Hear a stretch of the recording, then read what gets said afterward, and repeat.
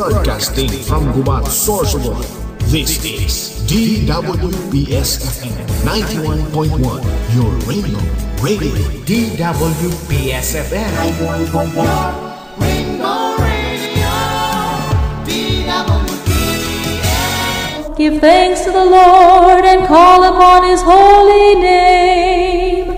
God is the Lord and has revealed Himself to us.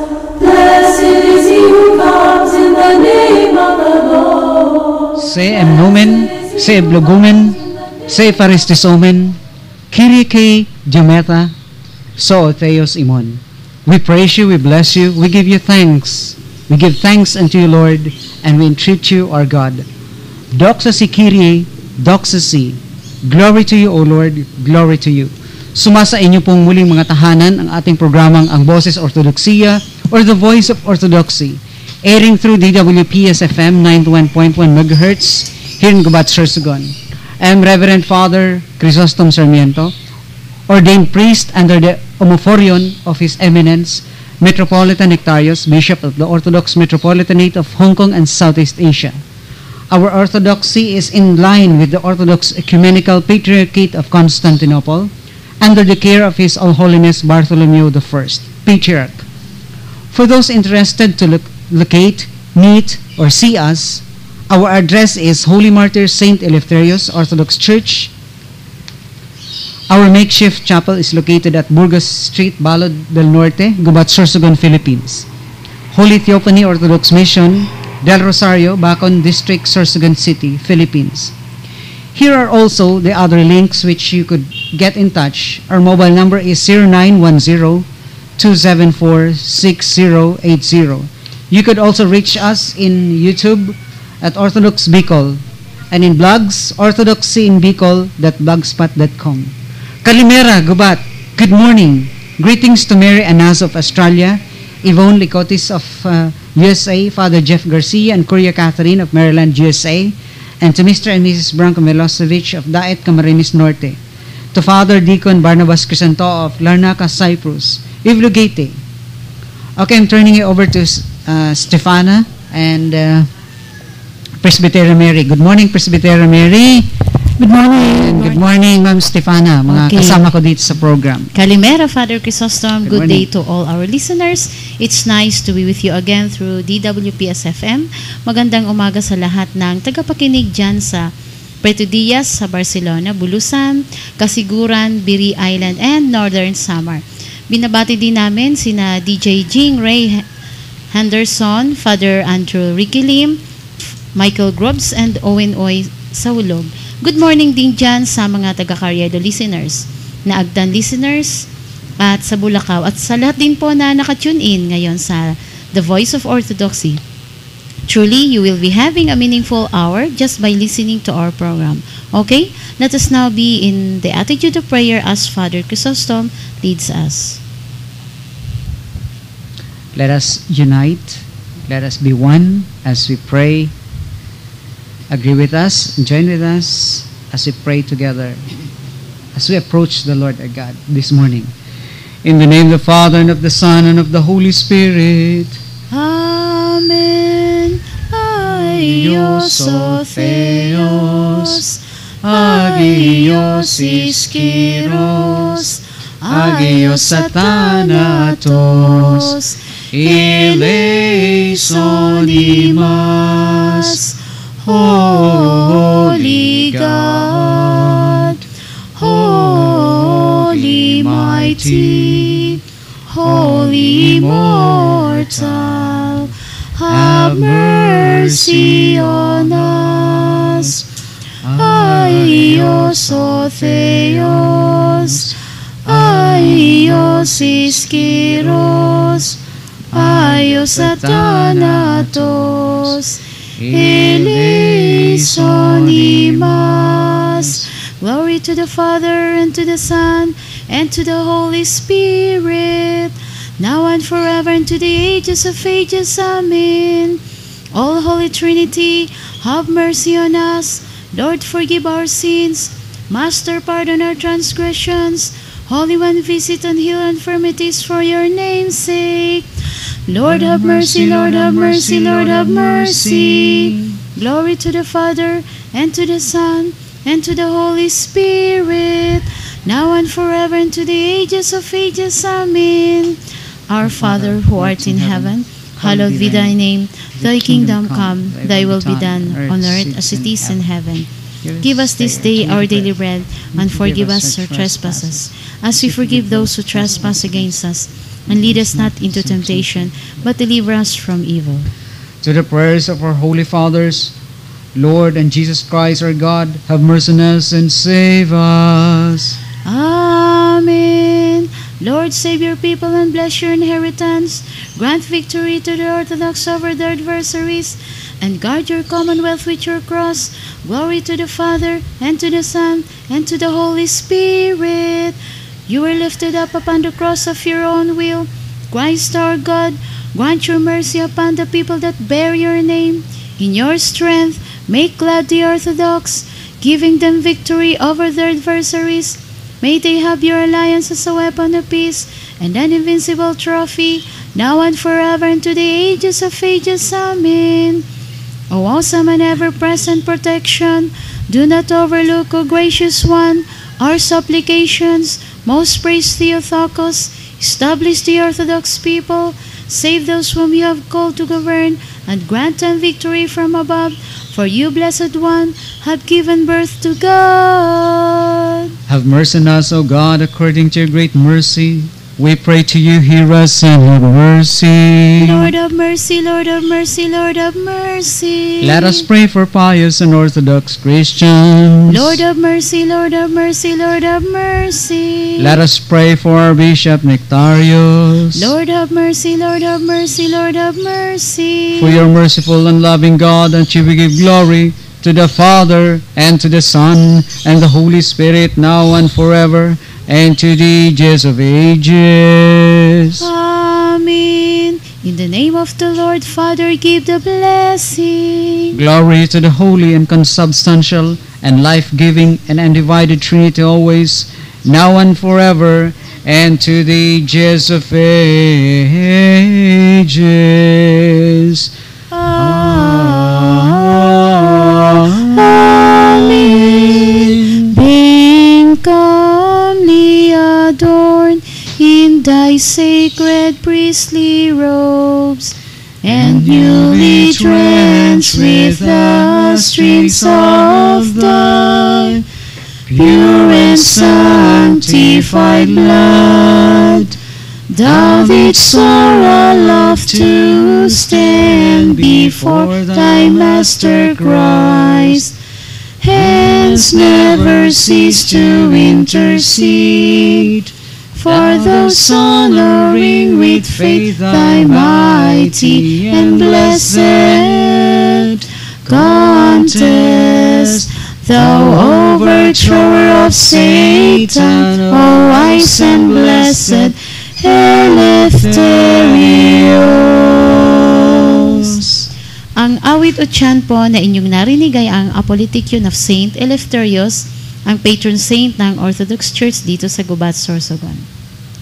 Alright, wala na po muna tayong trivia ngayon because gusto naman namin pong marinig ang inyong mga insights and learnings you got from our program. And we would like to give you a chance to text us and let us know about your learnings. Okay, so reach us in this number, 0910-274-6080. Kahit po maikli lang. Thank you.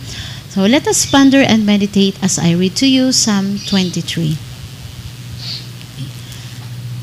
The Lord is my shepherd, I shall not want. He makes me lie down in green pastures. He leads me beside quiet waters. He restores my soul. He guides me in the paths of righteousness for his name's sake. Even though I walk through the valley of the shadow of death, I fear no evil, for thou art with me. Thy rod and thy staff, they comfort me. Thou dost prepare a table before me in the presence of my enemies. Thou hast anointed my head with oil. My cup overflows. Surely goodness and loving kindness will follow me all the days of my life, and I will dwell in the house of the Lord forever. Lord have mercy, Lord have mercy, Lord have Lord mercy. have mercy. Okay. Let us continually pray for our environment. Let us be one in prayer as we pray panalangin ng pagsamo. Lubos kaming nagpapasalamat, O dakilang Diyos, sa lahat ng iyong nilikha. Ang araw, buwan, at mga bituin. Ilog, lawat, dagat, kabundukan, kagubatan at halamanan, mga hayop at kulisap sa tubigan at katihan, mga isda, ibon, mabangis at maamo, malaki at maliit, ang panahon ng tag-ulan at tag-araw, sa araw man o sa gabi. Pinupuri ka namin, O makapangyarihang lumikha, kay rami at gay ganda ng iyong ginawa. O aming Diyos, sa iyong karunungan nagawa itong lahat. Subalit kaming pinagkatiwala ang mga laga ng iyong nilikha, ngayon ay nagsisisi sa aming pagkukulang at pagmamalabis. Patawarin kami sa ginawa naming pag-abuso sa iyong mga nilikha, dahil sa aming kapabayaan, kamangmangan at kasakiman. Inaamin namin kami nagwalang bahala at di nagmalasakit sa iyong mga nilikha, tulad ng pag-aabuso namin sa aming sarili. O Panginoon, kailan pa kami mamumulat sa aming mga pagkakasala? Gaano pang tubig at hangin ang aming lalasunin? Ilang pang puno at kabundukan ang aming wawasakin? Gaano pa kalawak na lupain ang aming sisirain? Ilang tao pa ang kailangan magkasakit, magdusa at mamatay? Kailan pa kami matututong magmahal sa kapwa at magmalasakit sa daigdig na aming tahanan? O Panginoon, kainalingan mo ang aming kabayanan at namuhay ka sa aming piling. Binigyan mo ng kabuluhan ang buhay at tinuruan mo kaming pangasiwaan ang lahat ng nilikha. O Panginoon, patawarin mo kami sa aming mga kasalanan. Pinagsisisihan namin ang aming pagmamalabis at pagkukulang. Mapabilang nawa kami sa iyong kaharian at mangyari nawa ang iyong kalooban dito sa lupa tulad ng sa langit. Sa tulong ng iyong biyaya, O dakilang Diyos, aming igagalang ang iyong nilikha bilang tanda ng iyong kalinga, kaluwalhatian at kapangyarihan. Sisikapin naming maging tagapangalaga at katiwalang tapat. Nawa kami na iyong lingkod ay magsilbing tunay, mga siwang lubusan, at magmalasakit sa iyong nilikha sa patnubay ng nagbibigay buhay na Espiritu Santo, tulad ng paglago ng pag-ibig namin sa iyong banal na ngalan. Sa pamamagitan ni Jesucristo na aming Panginoon at tagapagligtas. Amen. Okay. So to give the catechesis on the lives of the saints, let us hear intently to our Presbytera Mary. Good morning po sa mga naabot ng Good morning po sa mga taga-Nazareno, Rizal, taga-Hueventuco, Naagtan, Benguet. Good morning din po sa inyo. At sa mga taga-Villarreal, Malacao, Tabi, Kabigaan, Buena Vista, hello din po. At sa mga taga-Sangat, Union, Manapao, Kabiguhan, Kasile, kumusta din po kayo dyan? Sa mga taga-Payawin, Carriedo, Dita, Lapinig, Hupe, Patag, kumusta rin po at magandang umaga sa inyo. Sa mga taga-Bagakay, Paco, Nato, Ugaw, Tagaytay, Teres, San Ignacio, Cugon, Beriran, Ariman, at sa mga taga-Poblasyon, hello po sa inyong lahat dyan, good morning. Diyan sa Handawan Island, hello din po sa inyo. Sa mga naabot ng signal namin, good morning sa inyong lahat. Para po sa bahaging ito ng The Voice of Orthodoxy, konting minuto para sa The Lives of the Saints ngayong umaga, ibabahagi ko sa inyo ang kwento ng buhay ni na Saint Simeon and Saint John. Kanilang kapistahan bukas, July 21. At happy name day din po kay John Farenas dyan sa Carriedo bukas. The Fathers John, Simeon, and Fool for Christ. The Fool for Christ, yung sabi nga, nagpapakabaliw kay Kristo.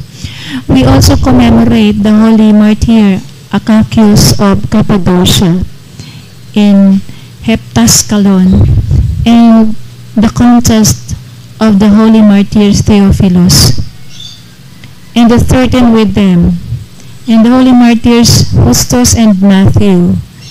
And tomorrow we also commemorate and we celebrate the synaxis of the Most Holy Theotokos in the district of Armatios. We also commemorate the 3 holy martyrs of Melitene, died as they were dragged over rocks. We also commemorate the holy martyrs George, Theodore, and Eugene. Our devout father Parthenios, Bishop of Rhodopsdion. By their holy intercessions, O God, have mercy on us. Amen. Okay, balikan natin sina Saint Simeon at Saint John. Sila po ang mga taga Syria. And they live in the 6th century at the city of Edessa. These 2 young men left their homes and relatives. Nang sila ay umalis sa kanilang tahanan, sila ay namuhay na relihiyoso. Both of them received the monastic tonsure at the hands of the abbot Nikon in the monastery of Saint Herasimos, and withdrew into the wilderness where they live as austere life of asceticism for many years. Through rigorous asceticism, they mortified their bodies so they resembled 2 withered trees. Isang araw, sinabi ni Saint Simeon kay Saint John that according to God's command, he must depart from the wilderness and go among the people and there serve God. John gave him his counsel. Ito ang kanyang tinuran kay Simeon. Guard our heart against all that you will see in the world. Whatever you touch with your hand, do not allow it to touch your heart. Whatever you eat with your mouth, let not your heart be satisfied. When your feet begin to walk, let there be peace with you. And whatever you do outwardly, let not your mind remain disturbed. Pray to God for me that He does not separate us one from the other in the future life. Saint Simeon accepted the counsel of his companion. Tinanggap niya ang paalala ni Saint John at sa kanyang pag-alis, kissed him, and after that departed the wilderness and went among the people to teach men and to convert them to the faith of Christ. Doon he pretended insanity before men, but his heart was the temple of the Holy Spirit. And in that temple was unceasing prayer, walang humpay na panalangin.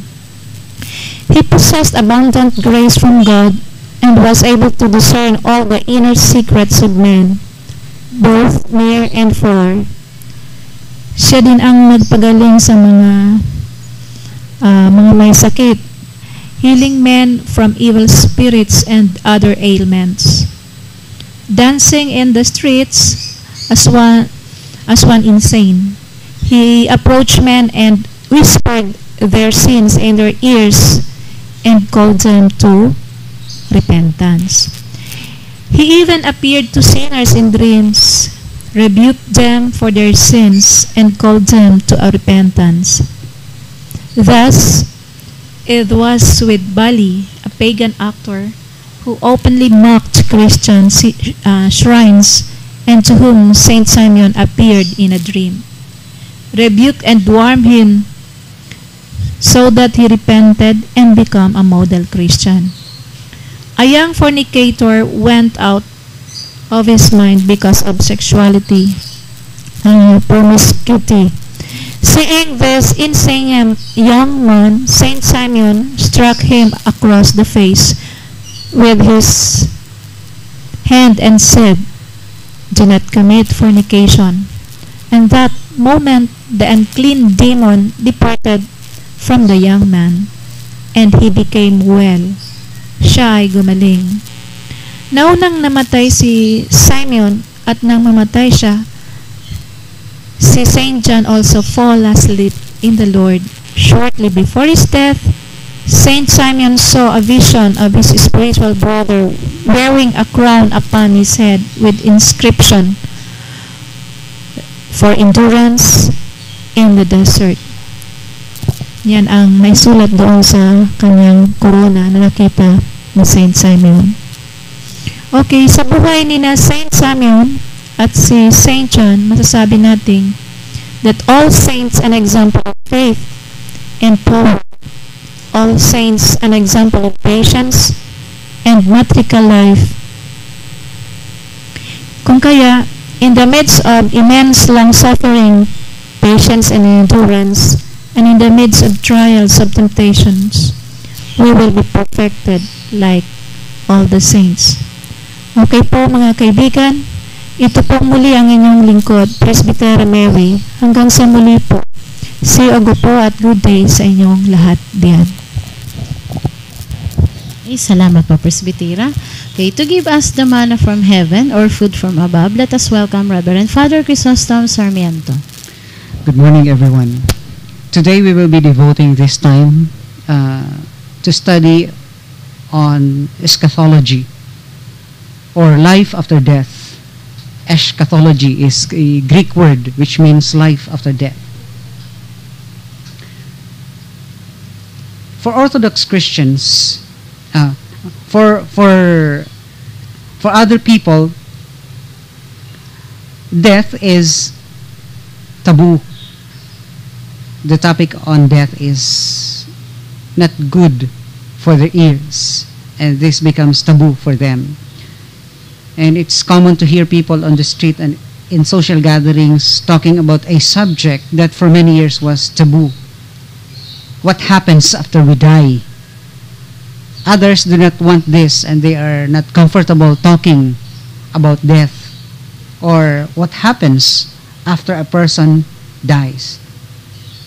But for Orthodox Christians, the only real evidence for eternal life beyond the grave is found in God's Word. Many of these authors have been involved in mystical experiences and the occult, which are tools of Satan, according to the teachings of our church. And the promise of life after death is assured solely by the resurrection of Jesus Christ. Jesus said, "Because I live, you shall live also." And no Christian should ever base his faith on anything but the Word of God as interpreted by the church. We should never allow human experiences to speak with more authority than the Scriptures on this issue. Maraming kwento-kwento, maraming mga experiences sa buhay-buhay ang nakadanas ng kamatayan. Maraming kwento, marami daw mga karanasan. But we should never allow human experiences to speak with more authority than the Scriptures on this issue. Our topic for today is eschatology, or life after death. In addition to all the talk about life after earth, not since the Middle Ages has eschatology been so popular a subject of discussion. Eschatology is just another one of those Greek words for how the world will end. And there are those who believe that in the end, maraming paniniwala pong ganito, in the end, civilization will emerge perfected after some kind of worldwide calamity. Pagkatapos ng mga kalamidad, may mga paniniwala na ang sibilisasyon ay mapiperfecto after so many calamities and hardships. Meron ding mga paniniwala, then there are those who predict that civilization will disappear altogether. Whereas a few years ago, we used to believe in evolution. that the world was getting better and better. And most people now believe that things are so bad that they cannot go on this much longer. And that they believe more in a coming catastrophe than in evolution. Naniniwalang maraming tao na ang end of the world na tinutukoy ay catastrophic at maraming mga fictions gaya ng 2012 na pelikula. Last December of 1912 may prediction yung mga false prophets na end of the world na daw. December 2021, 2012. So that was a wrong prediction. Kung merong false prophecy, syempre ang nag-prophesy niyan are false prophets. Dahil ang mga nagkakatotoo ay ang mga tunay na propeta ng Diyos. Meron pong kwento dito. This story is told about Bishop Even Berghav, the famed Norwegian warister of the Second World War. Nung nakita niya yung ruins of London after World War II, sabi nitong Norwegian warister, if there is a third world war, if there is World War III, there will be nothing left, nothing but God. Sabi noon, nung makita ng isang warrior ang pagkasira ng City of London just after World War II, nakita niya ang kasiraan. Napakalaki. Sabi niya, kung magkakaroon ng World War III, siguro ay wala nang matitira. Kung meron man matitira, ang Diyos na lang ang matitira. Isang araw din, one day, President John Kennedy once said to the famous evangelist Billy Graham, after playing a round of golf with him in Florida, President Kennedy said, I want to ask you a question. Tinanong niya si Billy Graham, where do you think history is going? What is going to be the climax or the end? Saan patutungo ang kasaysayan? At hanggang saan kaya ang rurok nito at kailan ito magtatapos? It is a question that is being asked by many today, a question to which many false and misleading answers are being given, a question which affects each one of us. It is an important question that we shall endeavor to answer on the basis of God's Word and the sacred tradition of the Orthodox Church. Marami ang katanungan, kailan matatapos ang sanlibutan, kailan matatapos ang end of the world, at ito ay apektado tayong lahat. Iniisip natin ito minsan. Kaya lang, ang mga sagot ay iba-iba. Ang iba ay nakakatakot, ang iba very alarming, iba-iba. And some are false and misleading answers that are being given. Questions and answers that affects each one of us. So kinakailangang malinaw sa atin ang sinasabi nating pagdating ng panahon na darating na ang Panginoon. What is eschatology? Eschatology. This is a Greek word which means life after death. It comes from a Greek word, eschatologia or eschatologia. Ito pang ibig sabihin ng eschatology. Mula sa salitang Grego na eschatologia, which means the doctrine or study of the last things. Pag-aaral ng mga bagay-bagay sa mga huling, pag-aaral ng mga bagay-bagay para sa mga doon sa sinasabi nating last things. Eshkata or eshkata in Greek means the last things, mga huling bagay. Pag-aaral sa mga huling bagay. Eschatology. Ito ay tumutukoy, it refers to study of such events. Tumutukoy ito on death, the so-called end of the world, the particular or intermediate judgment, the parousia, which means the second coming of Jesus, parousia. Ibig sabihin, the second coming of the Lord Jesus Christ. The resurrection of the dead, and the final judgment, and heaven and hell. If there is hell, there is heaven. If there is heaven, there is hell. And these are not fictions. These are not fairy tales. These are real, according to the words of God. Christian eschatology, again, what is eschatology? Pag-aaral sa mga huling bagay. The study on the last things. Pag-aaral sa mga huling bagay. Study of the last things. And Christian eschatology tells us that the life we now live will not come to an end. Ang ating buhay dito sa mundo ngayon na ating isinasa pumuhay ay hindi po magtatapos. It may rest, it will rest, but it will not come to an end. It is headed somewhere. Our life here on earth is heading for somewhere. And this will not come to an end. That's why in the Orthodox Church, we don't say a person will die, but a person will go asleep, will fall asleep, matutulog. Ang kanyang katawang lupa ay matutulog ng matagal, will rest. Ibig sabihin, sabi nun sa Latin, dormitio, matutulog. Our years on earth, ang ating buhay sa mundo, may it be long or short, however many or few, are not the whole story, and there is more ahead. We live, others just live short and others live long. And sabi nga there's even a comparison. An acacia tree exists or can live for more than 300 years. Same as elephants can live for 300 years. But human beings cannot live for 300 years. Meaning to say, when it comes to earthly life, talo tayo ng elephants and acacia trees, nara trees and other, especially the redwood trees in America that live for more than 1,000 years already. Ibig sabihin, these other creatures can outlive human beings when it comes to earthly life.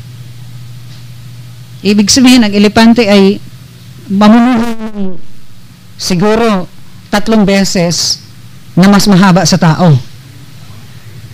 Kung ating pag-isipang mabuti pa pala sila. But life here on earth as human beings will not come to an end. It is headed somewhere else. Somewhere. And we cannot, kumbaga, sabi natin, there is more ahead. So we just don't think of our lives here on earth. We cannot escape eschatology. If we reject Christian eschatology, we will replace it with another version of eschatology. For example, the statement, eat, drink, and be merry for tomorrow we die. It is also an eschatological statement. Sabi ng marami, kumain, uminom, magpakasaya na sapagkat bukas mamamatay na. Yun yung mga salita ng mga sobra-sobrang makamundo na wala nang inisip kundi ang buhay na lamang dito sa mundo. It is talking about the end of your life and mine. It is telling us that death is supreme. These people are telling us that earthly death is supreme. That's why we need to be happy now, drink, and be merry for tomorrow. Anyway, tomorrow we will die, surely. So they are telling us that death is supreme. That death, physical death is the supreme, the last of all. It will get all of us in the end. So it behooves us to enjoy ourselves to the fullest before death catches us and puts an end to us. So they are strongly suggesting to us that don't think about God. Be happy. Be merry. Drink while you're still alive. Engage yourself. Indulge yourself into carousing and worldliness. Anyway, mamamatay ka na bukas. Kahit anong haba ng tao, mamamatay din, kaya habang buhay, magpakasaya na. Yun din ang eschatological statement ng mga walang pananampalataya sa Diyos. Kaya kung mag-impok ng kayamanan dito sa mundo, they save money as if they will not die. They save billions. They corrupt billions of pesos and dollars, thinking that they will not die. Everyone will die, of course. All of us, rich and poor, whoever you are, whatever you are, you will surely die. We will all die. That we cannot escape this. Dito tayo pantay-pantay. Magkakaiba nga lang ng panahon. May kanya-kanyang panahon sa pagharap nito. And we cannot escape eschatology. In a similar way, our Christian faith is also eschatological. We talk about the last things. Nag-uusap-usap tayo ng mga bagay-bagay na panghuli. In contrast to the secular or worldly eschatology of eat, drink, and be merry, iba naman po ang sa Kristiyano. Our Christian faith tells us God is more powerful than death. Death is not supreme. God is more powerful than death. In fact, He sent His Son, Jesus, to destroy death. Ipinadala ng Diyos Ama si Jesus na kanyang anak upang sirain, gapiin ang kamatayan. In Christ, death does not destroy life. Please listen carefully to what I'm saying to you. In Christ, death does not destroy life. Kay Kristo, ang kamatayan ay hindi sumisira sa buhay. Rather, it fulfills life. Ginaganap nito ang buhay. Ang kamatayan sa pisikal is just the fulfillment of our life. God confronts each of us, each one of us, in Christ to offer us life. In the words of Apostle John, in 1 John chapter 5, verse 12, he says, "He who has the Son has life. He who has not the Son of God has not life."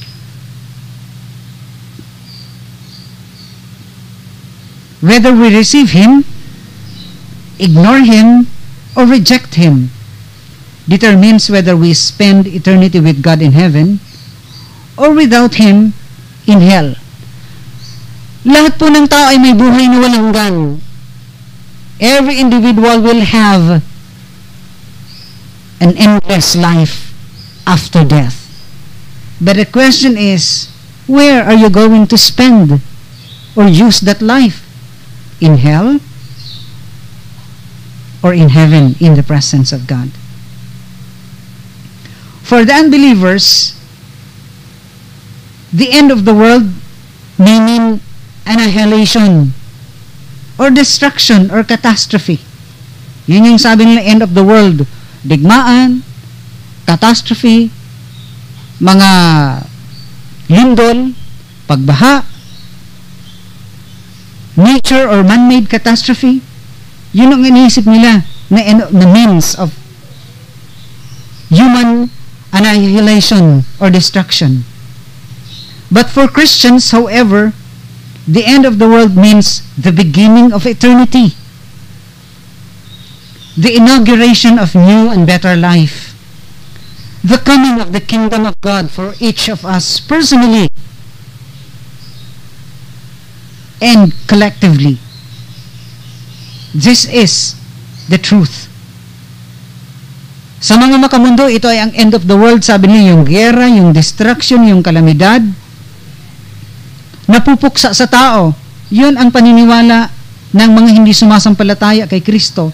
Subalit sa mga Kristiyano, ang end of the world, ibig sabihin, ay ang simula ng buhay na walang, ito ang simula ng walang hanggan. The inauguration, yung inaugurasyon po, the inauguration of a new life and better life. The second coming of the Lord, the coming of the kingdom of God for each of us personally and collectively as a whole. So whether we are believers or unbelievers, sumasampalataya man tayo o hindi, we will be involved in this what we call eschatology. The happening of the last things, the coming of the last things, ang pagdating ng mga huling bagay, eschatology. From the Greek word eschata or eschatologia. Something is going to happen to us at the end of our lives. May mangyayari po sa mga buhay natin. Pagdating ng ating pagpapahinga ng ating katawang lupa. Depending on what we do now, it can be either the greatest good or the greatest calamity. Kung saan pupunta ang kung saan tayo pupunta after death, kung saan pupunta ang ating mga espiritu o kaluluwa pagkatapos nating mamatay, ay nakadepende po habang tayo. Huwag po iasa ating mga buhay doon sa mga iba na pag namatay tayo, pwede tayong magbayad para ipagdasal tayo. Pwede magtipon ng marami na kahit napakasama ng ating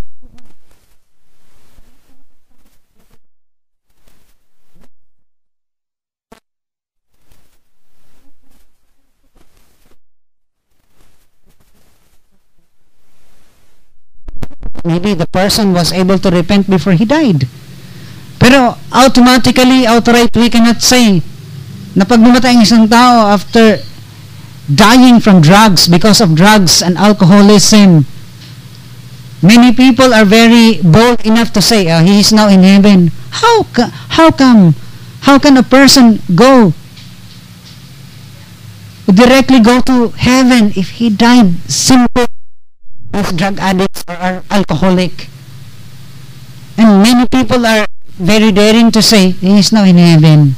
We just hope he is in heaven already, but we are not sure enough to say that. We don't have a book judge where he is or where they are right now. But we need this assurance of salvation. We need this. We need to be assured that we are saved indeed. Kung tayo, nagsisikap tayong mabuhay na merong insurance, bakit tayo nagbabayad sa PhilHealth? In time,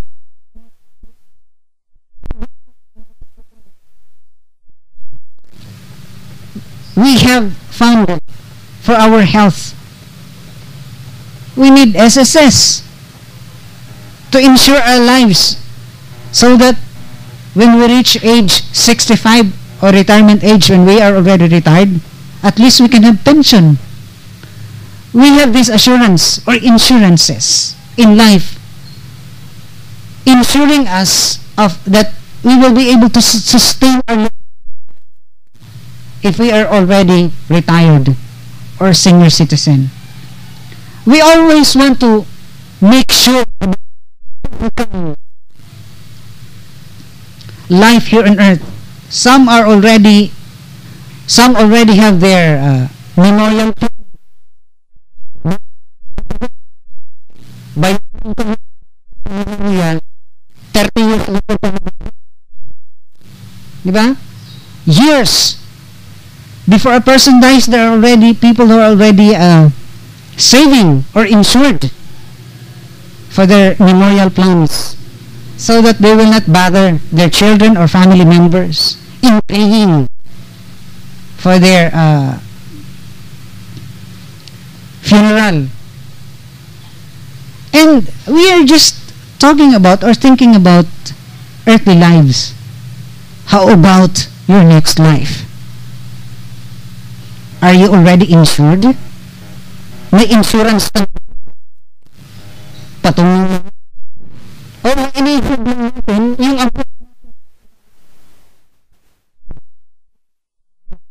sa future. As human beings, if we were truly indeed futuristic, if we are saving for our earthly life, let us also save and invest for our second life, for our eternal life. Isipin po natin ito. Mas mabuti na nga na magsakripisyo dito tayo sa mundo. Anyway, maiksi lang ito. Life here on earth is just too short, and we really need to ensure our souls, ensure our spirit, ensure our eternal life. Where are we going to spend our eternal life? Saan ba natin ito gagamitin? Saan ba natin gustong pumunta? Napakahalaga po nito sa ating mga buhay.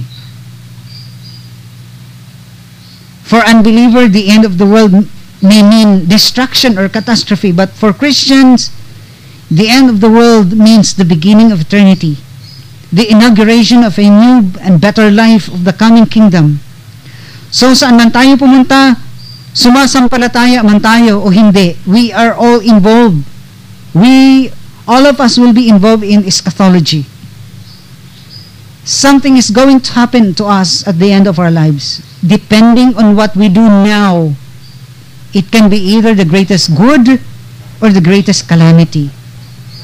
And now, to see how eschatology fits into God's plan of salvation, let us examine the 4 stages of grace before we end this catechesis. We will continue this next Saturday. Okay, 4. Preparation. Number 1 is preparation, which simply stated means God calls us to be converted, to change the whole direction of our life so that it is headed towards God. Preparation. Ang buhay sa mundo actually ay paglalakbay. Ito ay paghanda patungo sa pangalawa nating buhay. Kahit wag natin itong sayangin. Ang buhay natin sa mundo ay pag-import para sa susunod nating tunay na buhay. Preparation, which means God is calling us to be converted, magbago, to change the whole direction of our life. Baguhin ang ating direksyon. Nang sa gadon, tayo ay tumungo o mapunta sa Diyos. Number 2, justification. Justification. First is preparation. Second is justification, which our being cleansed of sin through baptism, and after baptism, through repentance. We become justified just as if we had never sinned. Kapatawaran ito. Tayo ay nilinis, paglilinis ng ating mga kasalanan sa pamamagitan ng binyag o bautismo. At during baptism, we undergo through what we call repentance. Repentance. Thus, we become justified. Sabi nga, just as if we had never sinned. A person will live just as if he had never sinned at all. Na parang wala siyang kasalanan. Lahat ng kanyang kasalanan na hindi lamang natabun of our Lord Jesus Christ. We become justified just as if we had never sinned. Number 3, sanctification, which is the process of being sanctified or made holy, or life of theosis in Greek. Theosis. This is the Christian gradual growth in Christ. It includes the putting on of Christ and the receiving of the Holy Spirit. In here, prayer and the sacraments play an important role. Sanctification.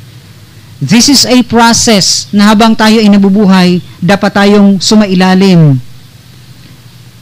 This is what we call Christian gradual growth.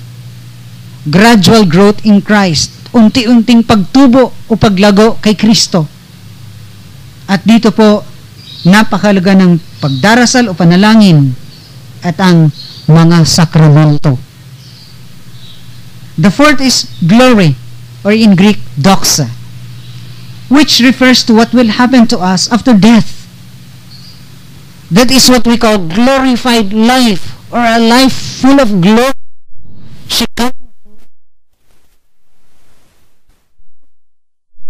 Doxa. We shall see God's glory and share in it. This is the last, or the eschatological stage. The first three stages, preparation, justification, and sanctification, culminate in the glory stage. Yung pong unang tatlo ay magtatapos o hahanggang, ang hangganan niya ay doon sa glory. Preparation or preparation, justification, and sanctification will culminate in the fourth, which is glory. When Christ, who is our life, appears, then you shall also will appear with him in glory. Colossians 3 verse 4. This is what lies ahead for the life of the believers. Napakalaga ng ating buhay. Hindi na tayo dadaang muli dito sa ating buhay kasalukuyan. We will not pass this way again. May mga tao na sinasabing napakahaba ng buhay. Mahaba man o maikli, darating din yan sa pagkamatay. Ang buhay natin dito sa mundo ay hindi hanggang dito lamang. This will not end. This will not come to an end. Our physical body will rest, of course, ililipan. Subalit ito ay patutungo sa kanyang talagang destination. And it depends, nakadepende sa kung anong ating ginawa o ginagawa natin ngayon. In the Orthodox, kung anong pag namatay isang tao, kung saan ka pupunta, nakasalalay sa kung anong ginawa mo o ginagawa mo ngayon. When a person dies physically, immediately he goes to hell, a foretaste of hell and a foretaste of heaven. That is what we call temporary judgment. He will go to heaven or hell to experience temporary judgment or particular judgment. And we are awaiting for the final day, the final judgment, when the Lord returns to judge the living and the dead, and His kingdom shall have no end. Ang tao sigurista, gusto nating matyak ang ating kalagayan dito sa lupa. Wala namang masama dyan sa pag-impok sa bangko. It's not bad anyway. It's not bad to send our children into school to prepare them, to prepare them for this life here on earth. However, always remember that after this life here on earth, there is more. Saan ba tayo patutungo? Itutuloy po natin ang ating paksa sa susunod na Sabado. Ihanda ninyo ang mga notes. Napakahalaga nito. Mayaman ka man o mahirap. Gwapo ka man o hindi. Maputi ka man o maitim. Ano mang nationality mo, rich and poor, mataas man ang iyong pinag-aaralan, everything will come to an end. At yun ang pinaghihintay natin. Sabi nga ni, iniliwat na ato kalag, kung mahali, waras ng pagsari. Ang kaluluwa ng isang tao, ang espiritu ng isang tao, kung aalis yan, walang makakapigil. At pag yan ay umalis sa katawang lupa, ang katawang lupa ay parang damit na isasampay na lawang at wala ng buhay. It will come to rest. Will be buried and will go to what we call in Greek, kimiterion, or cemetery. A place of rest. Rest for the body. Dormitoryo ng mga katawang lupa. A place of rest. But the spirit will go direct to heaven or hell. Saan ka kaya tutungo? Nakadepende yan kung anong ginagawa mo ngayon. Here ended my catechesis for today. May God bless us all. Sana bukas ang ating mga puso sa ating napakinggan ngayong umaga. Kyrie eleison, Lord of mercy. Kyrie eleison. Back to you, ma'am. Okay, thank you, Father Chrysostom, for teaching us the truth. Kay greet ko din po dyan ang mga nakikinig ulit dyan sa market site. Thank you for tuning in sa inyo dyan. Salamat po sa masugid ninyong pagkikinig sa amin. Okay. Buong puso pong kayo ay aming inaanyayahan sa aming chapel. Ito po ay bukas para sa lahat. Lalo na po sa mga talagang naghahanap ng tunay na espiritualidad. Alas 9 po ng umaga ang umpisa ng misa o divine liturgy. Since we have a very limited time for us to explain the Orthodox Church over the radio, so come and see us. This has been the invitation of the old, ancient true Church of Christ here on earth, which is the Orthodox Church. Kyrie eleison, Kyrie eleison, Kyrie eleison. Lord have mercy, Lord have mercy, Lord have mercy on us. Okay, Father, for more additional greetings and message. Okay, ipasa natin ang microphone kay Mary. Okay, Mary, any message for... Okay, this is your request. Sa susunod pa muli, kita-kita po tayo. Sana po nandiyan po tayo lagi para sa The Voice of Orthodoxy, para po marami po tayo matututunan dyan. So,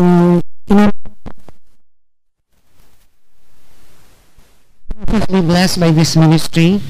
If you really feel or think that you are blessed by our lessons or catechesis, then come and see us. Text or call lang po kayo sa amin kung nais ninyong dumalo sa Divine Liturgy. You're very much welcome. And if you want catechesis, we can be of help to you. Those who are willing to help this program, again, please communicate with us. Thank you so much. Seago po. I love you. Goodbye for now. Doxa Patrick, kay iyo, kay Jonas, to Ionon. Amen. Amen. Amen. Glory to the Father, and to the Son, and to the Holy Spirit, now and ever, and to the ages of ages. Amen. This is the voice of Orthodoxy and Father Chrysostom, now of air. God is the Lord and has revealed himself to us.